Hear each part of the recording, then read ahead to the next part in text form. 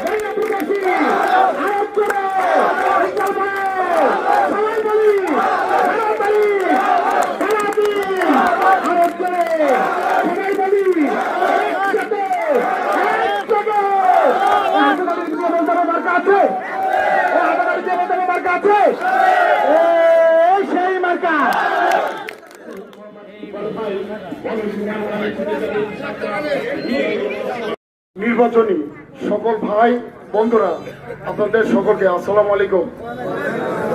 আমি আপনাদেরই সন্তান, কাজিয়াড়ার সন্তান, যাই হোক দুর্বনাঙ্গা।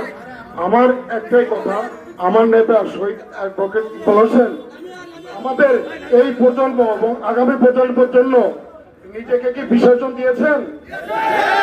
বিএনপিকে থেকে তাকে যখন বহিষ্কার করা হয়েছে, সে তার নিজের আমাদেরকে রক্ষার জন্য, আগামী প্রজন্মকে তৈরি করার জন্য তাকে সে নিজেকে কুরবানি করেছেন আমাদের সাথে।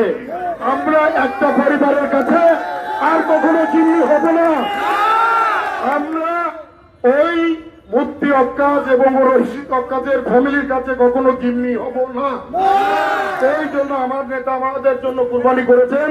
সেই নেতার প্রতি আমাদের গভীর মমতা, ভালোবাসা, শ্রদ্ধা দিয়ে আমরা তাদের প্রাণপ্রিয় নেতা, আমাদের অভিভাবক। আপনাদের একটা কথা আমি শুধু শুনবো সংক্ষিপ্ত, আমরা কি তার সাথে আছি? আমরা 12 তারিখে নির্ভয়ে কি আমরা ভোট কেন্দ্রে যাব? আমরা কলসে ভোট দিব এবং আমরা তাকে কি বিপুল ভোটে জয়যুক্ত করবো?